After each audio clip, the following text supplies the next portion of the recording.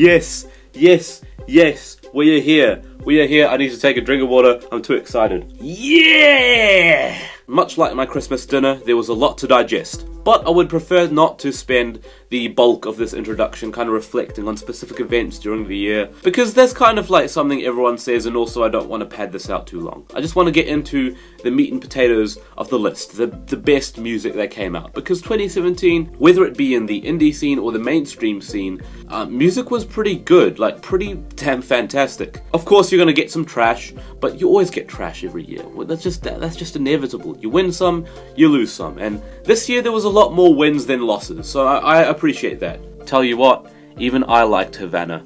Yep, sorry, one of those people. And I tell you what, even in a year where Black Bear was popular, I could still enjoy— sorry, that was so uncalled for. There were a lot of albums this year that I really, really loved. And this is my way of wrapping up the year by telling you what were my biggest musical highlights of 2017. Before I get right into it, I want to say two things. The usuals, basically. If you want to read a written version of this list, you can check in the description for a blogspot page that has that there. And also, if you want to skip parts of this list, I understand that it is quite a long one, then you can find some timestamps on screen right now or in the description where you can skip to parts of the video. But you're already here, so why skip now? You're already gonna start. Before we get into the top 50, let's just get some honorable mentions out of the way. Survive on the iridescent lights for our lives. I would be surprised if we ever got the business so alive as tonight. Wild for the night. You could outlive your execution.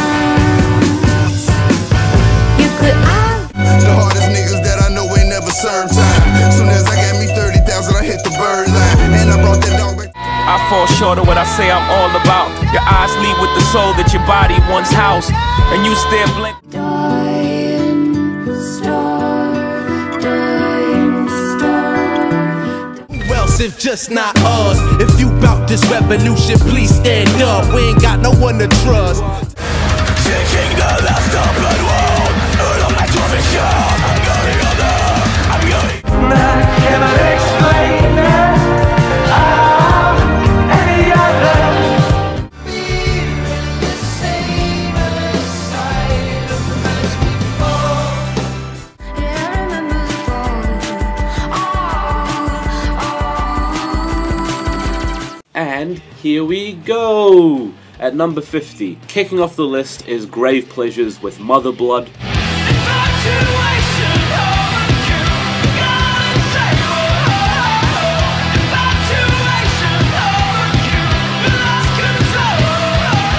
This was kind of a last minute discovery for me at the end of the year, but it rocked me so hard that I had to include it anyways. This is a high energy, crunchy, deathly bit of apocalyptic post-punk. You know, the grooves are so undeniable, it makes me want to get up and dance, even for something that is so blatantly apocalyptic and deathly and brutal. At number 49, it is an album that may contain large traces of corn and camp and cheese and hamminess and schlock. FOXYGEN's Hang. And I see you with flamingos in the yard, but how can I love you if I've liked FOXYGEN a lot because their nostalgia-goggled influences like old school blues rock and glam rock and baroque pop and soul kind of come through in very grandiose and over-the-top ways on their new album here. It's pretty much really schlocky wankery, backed by orchestras. It's a lot of fun, and it's hard to deny. At number 48, it's another bit of fun, except this time more summery, dreamy, and basking in the naiveties of teenage romance. It is ALVVAYS with ANTISOCIALITES.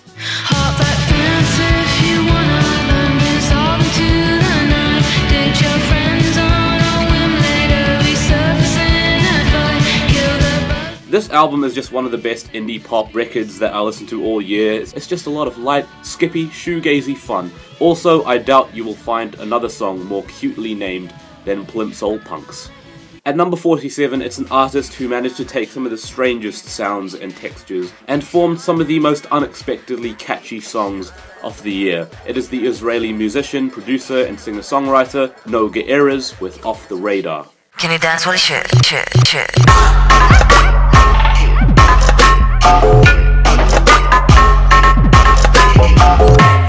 off-kilter trap bangers like Dance While You Shoot, to some of the more jittery, wispy, atmospheric cuts like Global Fear. This thing will certainly chill and charm alike. By no means is it an album I see everyone getting into, but it has a playfulness that leaves me coming away impressed every time I come back to it. At number 46, it is a set of acoustic folk tracks soaked in sadness. It is AIMEE MANN's Mental Illness.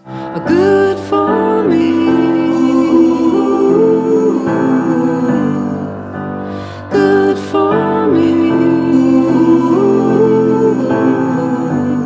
While I do wish that the songs were a little more focused on the topic that its title boldly and blatantly suggests that it's about, there is still a lot to be impressed by with AIMEE MANN's new album, be it the songwriting, be it AIMEE MANN herself with her vocal performances and her lyrics. There is just a lot of emotion pouring out of her into the music, and that is something that I appreciate. At number 45, it is one of the most underrated albums of the year, yet it's by an artist that I'm pretty sure a lot of people are familiar with. It is the singer-songwriter and composer Randy Newman, with one of the most theatrical political records of the year, poking fun at a lot of pressing topics. It's always been his thing, just in a very subtle and snarky way, and this time he does that exact thing, but on a larger, more grandiose scale. This thing certainly feels huge and lost in a very confusing and intimidating world. I was young when we met and afraid of the world.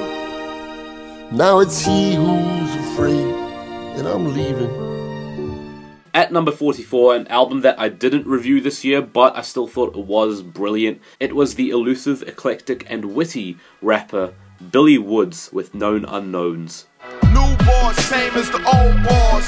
He who hold the sky aloft, the art pitching toss, dark barking moss, paradise lost in the shower sparks. I love the production on this record. It's really colourful, it's really urgent, produced by Blockhead. Also, I really like Billy Woods' flow in the way he rides these beats. Then at number 43, it is one of the bigger R&B albums of the year, and deservingly so. It was SZA's Control. Leave me lonely for prettier women. You know I need too much attention for shit like that. You know you wrong for shit like that. I could be your supermodel if you believe. An album dealing with insecurity and femininity, as SZA, as a protagonist, begins to reckon with herself and kind of learns to not rely on lovers and learns to become someone reliant on herself and only herself. It is a really inspiring album, but there's a lot of tongue-in-cheekness to it. There's certainly a lot of things that will turn people off when they listen to a track like Supermodel or Doves in the Wind, but if you can kind of get past the narrative of this record, which is kind of actually very clever, then this is actually a very enchanting R&B album, very beautiful, very sultry, and at times very raw and honest. In hindsight, this was one of the best electronic records of the year, yet a lot of people did kind of sleep on it, I feel. It was Clark with Death Peak.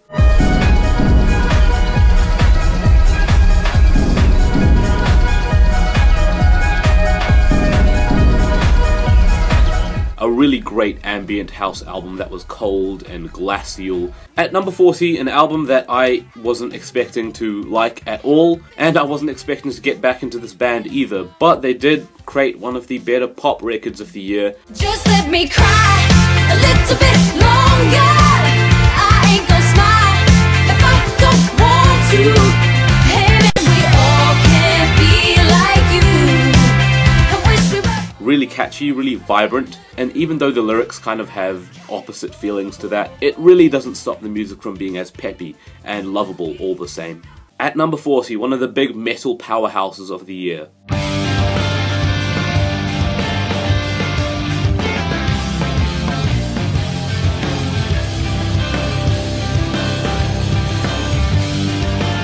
When I say this album is a stoner metal record, it might kind of give to you a certain idea of what the sound is like, but believe me, while this does have very heavy pummeling moments and progressive song structures and even some doomy sound, this thing is genuinely gorgeous and sparkly and twinkling like stars. And I say that in spite of the genre that it lies in, which may bring to you a certain kind of idea that it is like a really heavy, rough-edged record, but this is actually quite beautiful, I have to be honest. At number 39, it is one of the best jazz records of the year, one of the best vocal jazz records of the year, SOMI with Petite AFRIQUE. I'm sorry, despite having learnt French for 5 years, I still cannot pronounce that title correctly. It's shameful, it really is. Be yourself, no matter what they say. I'm an African. This is a classy, tasteful, but very assertive record, entailing the experiences of an African citizen living in New York, dealing with gentrification, the challenges against her ethnicity and her culture. A lot of these jazz endeavors are fantastic, actually sounding like they have the atmosphere of a street at midnight. At number 38, it is one of the most primal and pummeling post-punk powerhouses of the year, PROTOMARTYR, with Relatives in Descent.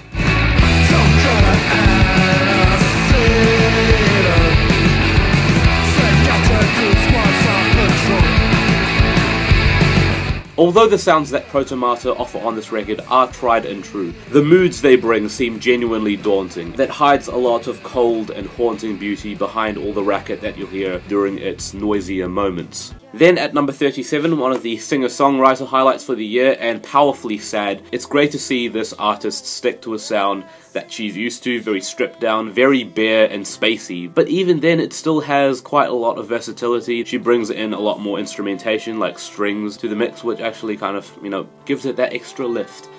Yes, it is Julien Baker with Turn Out the Lights. Maybe it's all gonna turn out alright, and I know that it's not, but I have to believe that it is. One of the things that I appreciate the most about this record is the way it deals with faith in a higher power, and Julien Baker is able to maturely reason with that and the struggle to keep your faith even in times riddled with hardship. At number 36, a lot of indie bands out there try to be quirky and unpredictable, but often forget how to write a good song in the process that is, like, still, you know, actually good. And thankfully, during my occasional hunt through the Bandcamp releases page, I managed to find a band that was able to be quirky, unpredictable, refreshing, and yet still provide a really catchy, poppy song in the process. It was Morning Teleportation with Salivating for Symbiosis. Very indulgent name,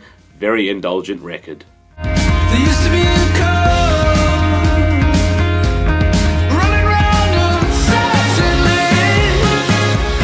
At number 35, it was the candy-coated math rock trio TRICOT with the fittingly titled 3, as it is their third record, but it also comes from a trio.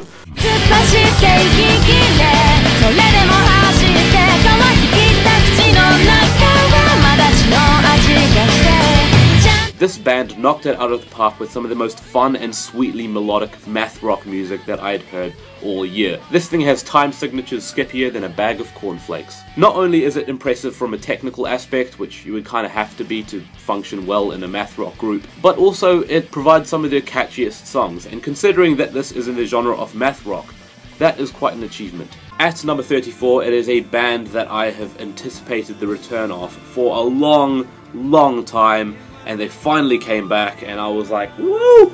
Woohoo! Yep, it was Fleet Foxes with the adventurous, colossal sounding, universally beautiful, and quite experimental Crack Up. But I can't leave until the sight comes to mind. For Fleet Foxes, Crack Up does simultaneously nothing new and a lot of new things. I mean, the style is no large departure from their previous releases. They still have their traditional folk instrumentation and Robin Pecknold's vocal harmonies. However, they still manage to take their music on grand adventures across colossal, vast landscapes that are beautiful to look at. Although you're not exactly seeing anything while listening to this music, you can kind of imagine it very vividly thanks to a lot of the really, like, evocative musical soundscapes that these guys employ in their music. They also take a lot of risks with the instrumentation too. They bring in rock instrumentation with electric guitars. They also bring in more orchestral instrumentation as well, a lot of strings, and even a bit of electronics 2. Every ounce of ambition pays off for Fleet Foxes to create a record that sounds as vast and colossal as the natural world is. At this point, it is very fair to say that CONVERGE are one of the most consistently fantastic metalcore bands out there right now. Ever since their freakish and genre-shaking Jane Doe, they have still managed to knock it out of the park with one after another pummeling metalcore record, dizzying mathcore, guitar melodies and riffs and just... The Dusk in Us stands as the moodiest and doomiest record yet. Yes, there is quite a bit of doom influence here, but don't let that distract from songs like A Single Tear, which are still incredibly exhilarating and fast-paced and dizzying as well. This album is yet again another testament to their brilliance. It's the fear that keeps you there. Land is mine, just But next up, at number 32, is another metal record, another big metal highlight for me this year. It was Fen with Winter, probably my favourite black metal release of the year.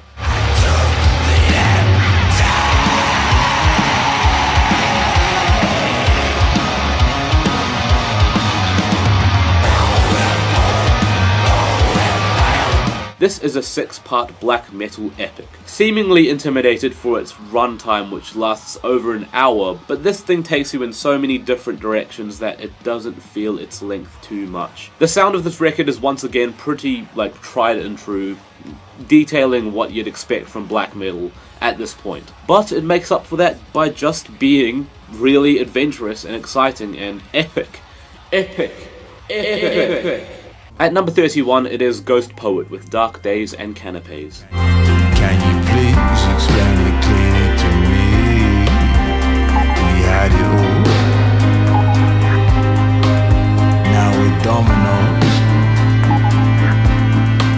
GHOSTPOET had already sounded like he was delivering his near spoken word ramblings in like a shady shelter, but he had never gone as dark and bleak as he did here. The live orchestral instrumentation was a fantastic addition. I thought that was brilliant, and he actually plunges his hands right into the darkness and brings to us vividly the dissatisfaction of modern life, some of the uneasiness that comes with it, hoping to paint a very detailed picture of some of the hopelessness that lasts there. Then at number 30, an album that was a big highlight of mine at the very start of the year. It has kind of, faded out on me a little bit, but it is still flippin' fantastic, emotionally potent, and I still get chills when I hear that opening track. I still feel like I'm about to be attacked when I listen to a track like Blood on Me, and I still kind of want to learn No One Knows Me Like the Piano on the piano. I am talking about the grief-stricken and deeply personal debut album by SAMPHA, Process.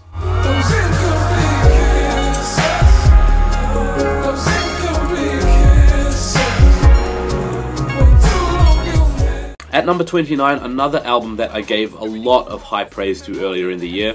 Still fantastic. It is Wiley's Godfather. Spares can't bear these levels of terror. I leave my brain in the car, but my head is together. I make a team of dons quit when I put under pressure. Great Devlin, white is a grime treasure, and grime I blind my catalogue up. Probably the grime album of the year for a lot of people because of how well it sums up the grime culture. It is kind of a grime history lesson in detailing stories of the old and the new, bringing artists that are veterans and newcomers to the scene. It is a really cool concept record with great grime bangers, bombastic production and beats, and of course, as you'd expect from a great grime record, hella good flow. At number 28, it is Chelsea Wolfe with his SPUN.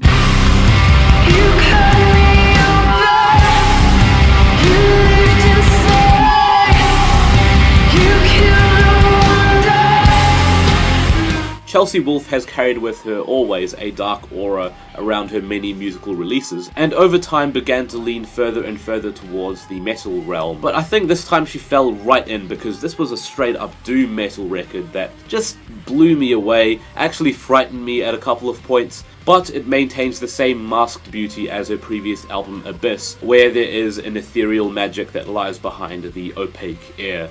At number 27, an album that I am very devastated I didn't get to review this year, considering I have been anticipating this band's return for a very long time, the spicily and ambitiously named FLOTATION Toy Warning, a UK art rock and psychedelic folk band that in 2004 put out kind of a bit of a cult classic, in a lot of indie scenes, but after 13 years they came out with their second album, and it was pretty damn fantastic. Very dreamy, very gorgeous at a lot of times, but it has a very kind of penetrating sadness to it. By all means, this thing is surreal, but it is also one of the most humanly touching albums that I heard all year. I don't have much time, none of us really do, so I'm fucked if I'll be spending it with At number 26, just missing out on the top half of this list, it is an album that really grew on me. Really grew on me. I mean, I did like it at first, but it did kind of seem a bit scatterbrained and really obtuse and kind of just strangely alien, you know? But I think that's what kept me coming back to it again and again. Well, if you listen to me again, that sound right there in my mind tonight. If you listen to me again, that sound right there in my mind. And yes, I know it has a weird album cover. Everyone knows it has a weird album cover. We are now halfway through this big albums list. I'm gonna refill my drink and get another glass of water.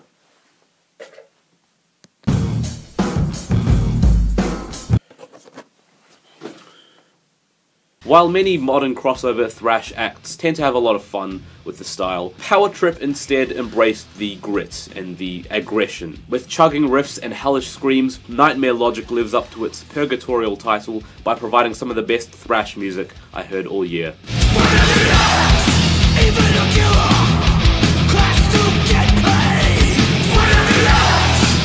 At number 24, an album that captured the inner spoken word poet in me, Milo with Who Told You to Think? Multiple exclamation marks and question marks. Microphone on my shoulder like a bazooka that shoots a tooth. My nigga, I'm falling apart. It's not so much the screws, it's loose. It don't feel therapeutic, just blabbering about neuter truths. Now I got this. Wisconsin rapper Milo has always been nerdy and obtuse. His style of writing is kind of like taking a whole bunch of non sequiturs and abstract phrases and sewing them all together with an instrumental thread. And I really like the way that he's able to evoke certain emotions by using certain key words and key phrases and certain images. I think that's really cool. One of my favorite examples on this album is the line, "The disappointment when you realize the trophy is a photograph." There is something beautifully haunting about that metaphor, the way he's able to take that abstract image and turn it into a metaphor for betrayal and disappointment and realizing the world isn't trustworthy. This album kind of delves into a lot of questions but isn't always able to answer them, and I think that's the idea. The idea that there are questions that can't always be answered with a very solid conclusion, but what matters is that you even thought about them in the first place. This is Milo's smokiest and most urgent record yet, and I highly recommend it for people who like something that borders on spoken word.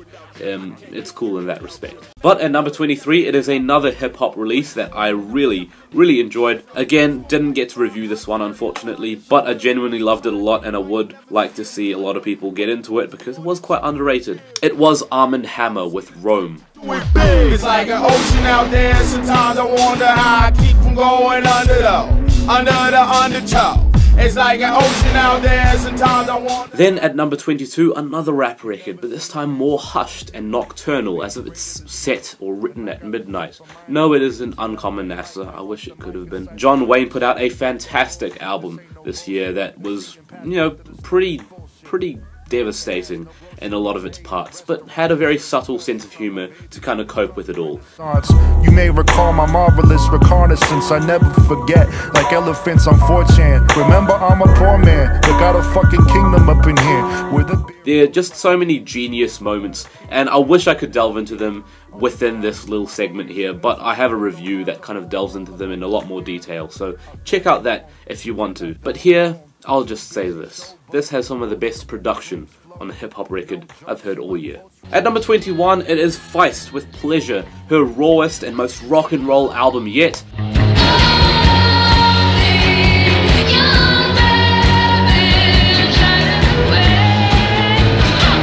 I'm kind of convinced at this point Feist can nail any of the styles she goes for. I've enjoyed her pop stuff, and I have quite a liking to this raw folk rock stuff, which may sound wastelandish and empty, but there's just so much room for going wild, as Feist sounds just so ready to snap, and one of these moments is on the very first track. At number 20 and 19, the next two spots, there will be albums that I, again, didn't have the time to review this year, but I still highly recommend them as they were some of my biggest favorites of the year. At number 20, it is the very theatrical and dramatic progressive outfit Leprous with Melina.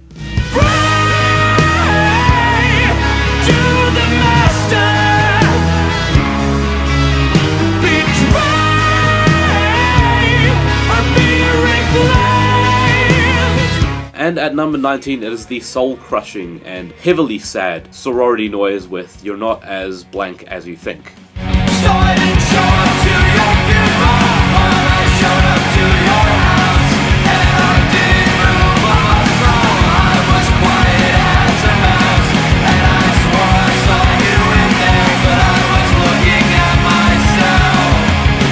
This Sorority Noise album in particular is very cathartic as it deals with the genuine passing of a close friend to frontman Kambusha, and through reflecting on their friendship and reflecting on the way that their friend passed, he is able to make self-discoveries and put himself on the road to self-improvement, and these moments come in ways that absolutely blew me away, left my jaw wide open when they first came about. Then at number 18, a fusion of styles that went down even better than I think they deserved to, but I'm glad they did. Algiers brought to the table a fusion of post-punk and industrial music, with blues and gospel and soul. It is a crazy combination, but they managed to turn it into something so urgent and dangerous and out for blood.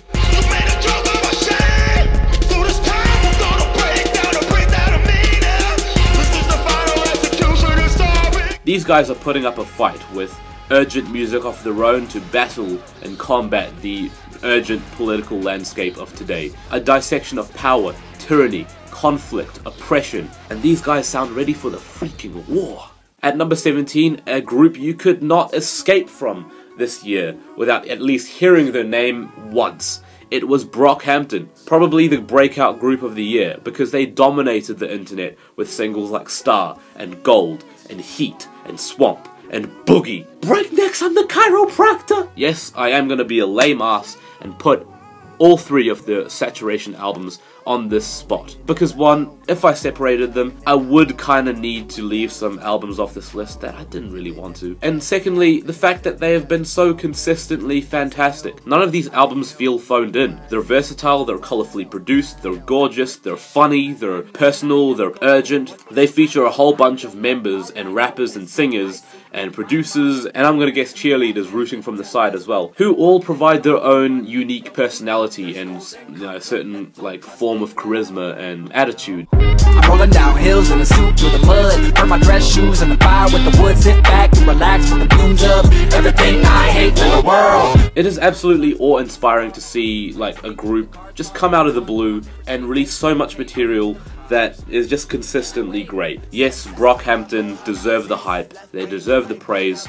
Saturation 1, 2, and 3 are iconic. And speaking of prolific artists that released a ton of material this year, King Gizzard and the Lizard Wizard managed to get the clutch. The Australian psych and garage rock band put out 5 albums this year. 5 albums! This one was my favourite. It is going to be a hot take. It is going to be a big hot take, but I don't care, because this was absolutely phenomenal. Murder of the Universe, an album that was so just off the wall.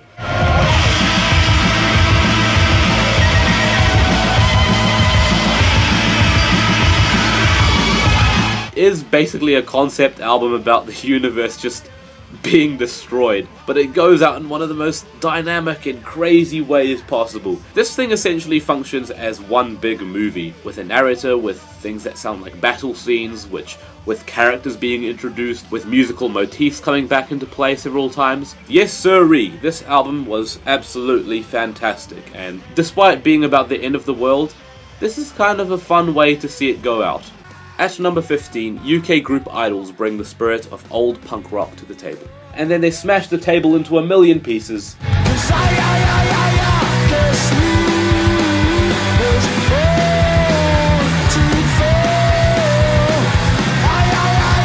Backed by driving bass grooves and roaring guitars, Joe Talbot's yelled, fragmented rants seem to fire out one-liners that target topics all over the political map. Sorry, my phone just went off and I'm not repeating that line again. That took so long to record. Whether it be the class system, political discourse, drinking, modern art, assault, or Tories, Idols have a lot to say, but in remarkably clever ways. I have a review that wraps up a lot of what they say on tracks like Date Night, and Well Done, and Mother. But to kind of wrap it up a little bit, there is a harrowing message that lies behind all the aggression over here. But do not be mistaken, this thing has high, kick-ass energy and a hilarious sense of humour. At number 15, it was the band that has always been shifting styles with every new album they put out, and this time they put out a better Depeche Mode album than Depeche Mode did in 2017.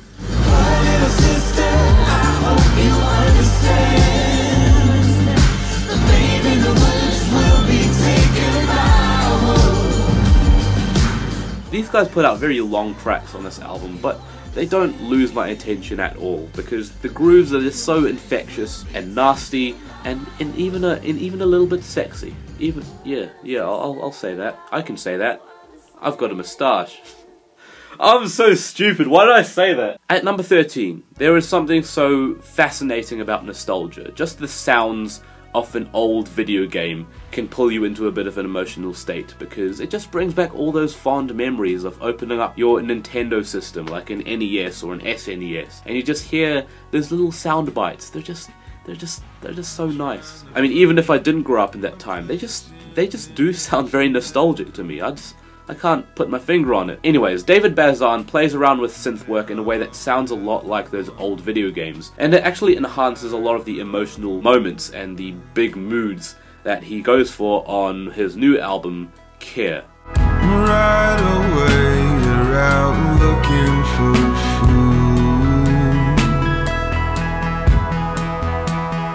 food. This thing is nocturnal, it's beautiful, it is like just powerfully sad, but the production here is something to behold as David Bazan goes into stories about faithfulness in a relationship and family.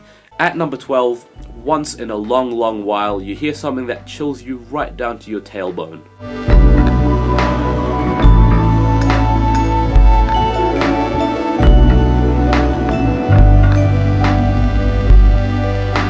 Low Raw provided what I now think is their best album yet, a practice in beautiful, lush, sorrowful but densely layered folktronica. Every sweeping string part just pulls me in further, and each track's separate journey keeps me wanting to venture deeper into the album's very poetic connections between love and time. And most of all, such is just a frosty album perfect for the winter season.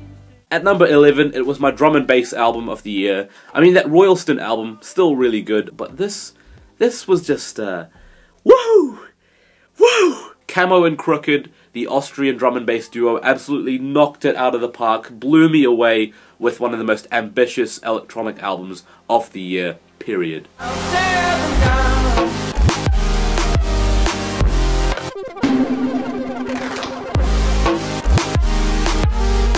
This is such a fresh take on drum and bass. The subgenre is literally called liquid funk, and it's fitting because this album genuinely flows and feels like water. There are so many weird compositions on this thing. The drops can be really minimal but still have those little prickly grooves that just carry the track forward from point A to point B. There are also other instrumental shifts that happen, like pockets of jazz or acoustic folk. This thing is absolutely beautiful and lush, and it doesn't feel its length at all. It is over an hour, but it just feels like less than that.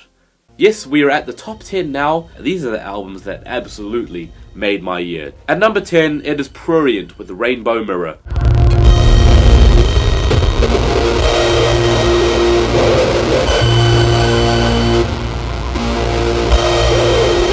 Most people who have heard of this album know it for its 3-hour length. 3 hours and 20 minutes to be exact. Unfortunately, this intimidates many from actually checking it out, which is a shame because despite the fact that it's 3 hours long, and yes, it can be a tiresome length, this is some of the most genuinely well-crafted, the darkest, the most terrifying, coldest, even the most hypnotic ambient record of the year. The track Blue Kimono Over Corpse sounded like I was trapped in a dwindling plane, whereas the track Buddhist State sounded like it had crashed and was dragging itself across the ground for many miles. Elsewhere, Chaos Sex featured a startling twang sound that actually gave me a fright, while the Buddhist Strangled in Vines suite reminded me so closely of the Metroid soundtrack, like I had been trapped in an icy, frigid landscape for months. Aside from several cuts that do overstay their welcome, and even then they still sound excellent, this thing flows so well that the album barely feels its length. And it's also quite spooky too, so don't listen to it at 3 AM, like I almost did. At number 9, another stellar electronic release with Blank Masses' World Eater.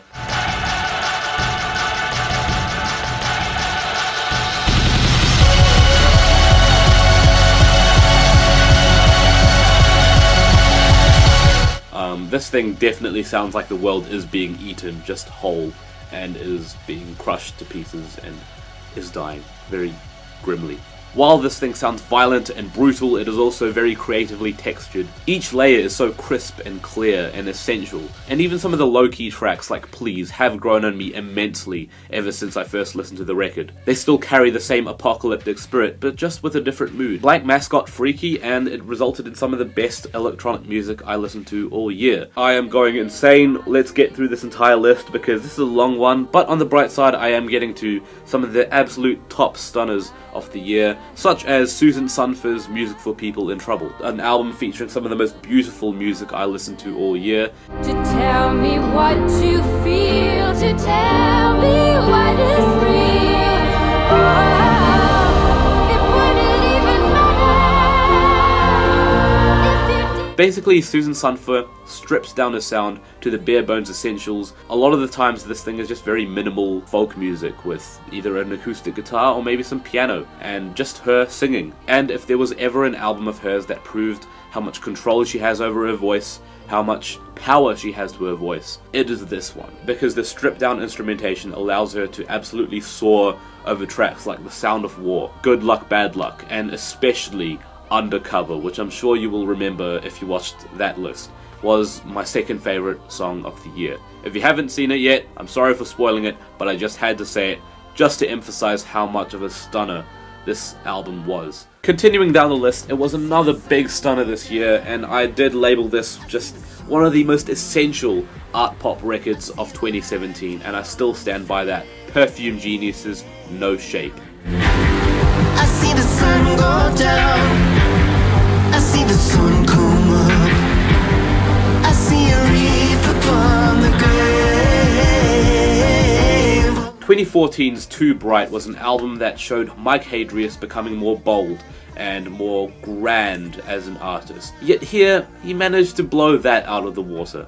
And while this thing could be labeled as inconsistent because it does vary in style a lot, each little piece of the music that it goes into is just done so well, whether it's the slow pulsating trip hop, or the frantic violin solos, or the pummeling Kate Bush inspired single that was absolutely my favorite song of the year, or the love ballad Just Like Love, which makes my heart just melt every single time. This thing is a triumphant fist in the air to love and commitment in a relationship, but more than that, it is a bold statement to be who you are, who you want to be, without letting anyone bring you down. And that's awesome.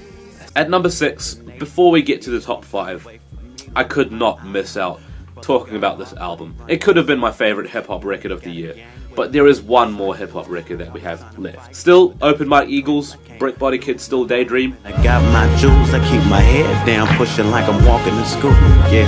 I hold them tight like infinity gems, policemen looking at me like I'm finna be him, no. One of the best concept records of the year, as Open Mike Eagle toned down his sense of humor, but he's still being an entertaining rapper. He's still occasionally pulling out a very creative punchline, a lot of color, a lot of absurdity, but he's also cranking up the honesty, as he reflects on his childhood being in the Robert Taylor housing projects, which have since been demolished, and this is something that Open Mike Eagle has a lot to say about. The effect this has on families and children's futures and their ambitions, the many personal thoughts and experiences that Open Mike Eagle had living in these homes, and every single one of these feelings just piles and piles and piles and builds up until that crushing, devastating finale at the very end that actually flips my stomach a little bit, even after tracks like Daydreaming into Projects and How Can Anybody Feel at Home, which in contrast are absolutely gorgeous. At number 5, a lot of people are gonna groan, but I don't care. I'll be seeing you down every road. I'm waiting for it, that green light. 'Cause on the aisle, come get my things, but I can't let go. I'm waiting for it, that green light. Oh, I wish 4 years ago, Lorde made a very critical and dark splash into the world of electropop, but it's just that Lorde had so many witty observations to make, and actually seemed a lot more self-aware than most. This kind of proved itself in a very personal and emotionally potent way on Melodrama, an album that just kind of manifested so well for me. I think part of this may be due to the production this time round, which is so colourful, and absolutely visceral and colourful, and just emotionally radiant pop record. The screechy instrumental interlude on Hard Feelings continues to give me chills. Green Light is bittersweet but blissful pop perfection, and the heartbreaking piano ballads like Liability and Writer in the Dark stands as some of the best songs that Ella has written thus far. I could not be more happy with this record, and you know, all those fans that over the years have been saying, where's the second album? When are you gonna, when's that second album? I hope you're happy now, because this was phenomenal. At number 4, my favourite hip-hop record of the year, simply because of how much I kept listening to it. There was no other album this year that I was listening to more, be it on bus rides, be it on lazy afternoons, be it just casually, just on walks and stuff, you know? Yeah.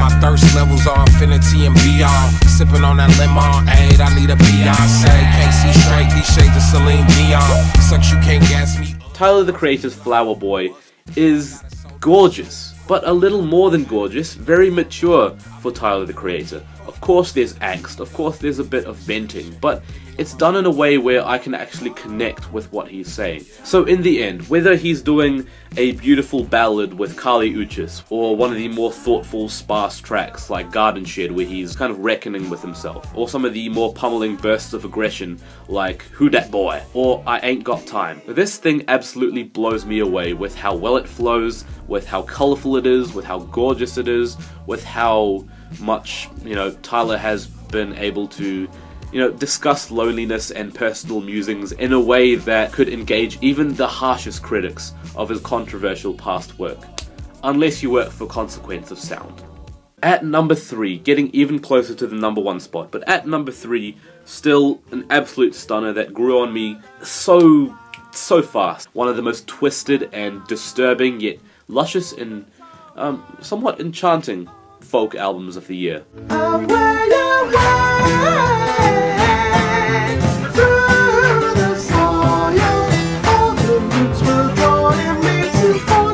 With dismal tales of medieval folklore, Richard Dawson sets out to disturb and enchant with a luscious set of songs that twist folk music tradition until it snaps. Every sour pluck on the guitar, every pained screech from his lungs, every group vocal, it all sounds like it could be ugly. Somehow, all together, Richard Dawson is able to compose the music in a way where all these sour and bitter sounds sound absolutely fantastic together. Like, I genuinely feel like I've been casted right into the middle of some medieval ritual or something. The results are what I can describe as beautifully disgusting. The storytelling is wild, the character portraits on each track are absolutely, like, kind of grueling and a bit, like, disturbing in a way, especially that final track. Oh my gosh, like, it actually kind of makes me a bit uneasy. But there's just a really intriguing beauty to it that makes me want to return to it again and again. I mean, it's certainly safer than actually going to, like, one of these villages and being kidnapped and tied up and having your eyes plucked out. At number 2. What about foxgloves? Is that a flower you liked? I can't remember. You did most of my remembering for me. The very first lyric of this album is "Death is real." I don't think there's a line on this album that rings stronger than that one. Being closer to a personal journal for Phil Elverum as opposed to a piece of entertainment. A Crow Looked at Me is one of the most elaborate and uncompromising albums about death I have heard, if not ever. Describing the life of Elverum and his family after the passing of his wife, and even recorded using her instruments in recording space, this album rings painful and saddening in concept, but also just musically as well. Lyrically, this thing is as blatant and as honest as it could get. There's no poetry, there's no glamour, there's no fantasy to this thing, and there really doesn't need to be. What astounds me the most about A Crow Looked at Me is its ability to use the art form of music as an expression of personal grief and experiences, but as close to the raw thing as possible. But also a piece of music to kind of look into the life of Phil Elverum and to realize just that death is not actually as much of a laughing matter as, you know, a lot of people make it up to be. By the end of it, all I can really think is, I hope Phil Elverum's doing okay. You are the sunset. Now, when it comes to me discussing the number one, if you've been following this channel all year, and there's a small amount of people who have done that, you may remember that Mount Erie's A Crow Looked at Me was the first album I gave a perfect score, and that wasn't even at number one. So what was? Now keep in mind that those two records are essentially interchangeable for the top spot. Both that and this record I'm about to talk about were, in terms of their emotional capacity, the strongest records I heard all year. One in a uniquely personal and honest way, and this one here was just flat out stomach churning.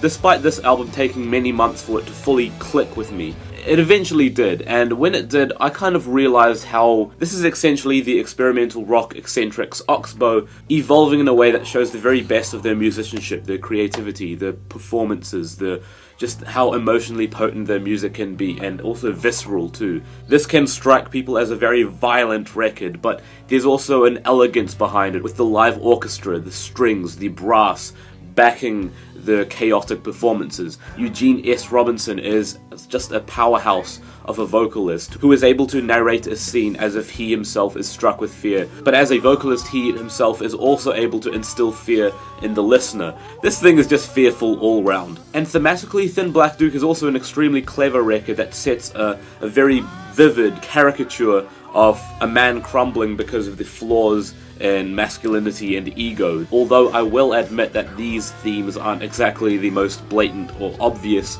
on a first, second, even third listen. I think what actually really makes this stand above the rest, in every single bit of sadness and bleakness and viscera and brutality and chaos, just lies in how the music sounds. The music itself becomes a vessel for every bit of primal emotion that Eugene S. Robinson and co. have to offer you. We have the snarled, anguished musings of a madman lost in a world and unable to tell whether what's spiraling out of control is him or the world around him. It is an extremely theatrical record, but when I say theatrical, I don't mean in a comical sense. I actually mean genuinely in a way that kind of represents maybe a tragedy play, specifically the end of a tragedy play. Yes, this was indeed the stunner of the year for me. I keep coming back to it again and again because the elegant beauty behind all the chaos just keeps pulling me back like a magnetic force. I'm a little bit addicted to this one.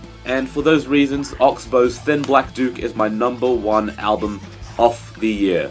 And with all of that said, those are my year-end lists wrapped up. I hope that if there were any albums on this list that tickled your fancy, you absolutely check them out because, you know, I liked them and hopefully you will like them too as much as I did. Otherwise, you know, here's to a great 2018 in terms of music. I don't know how it'll be in general, but musically it's quite promising. I mean, Jeff Rosenstock just put out an album, so did Cupcake, and Kimbra's coming out with a new album.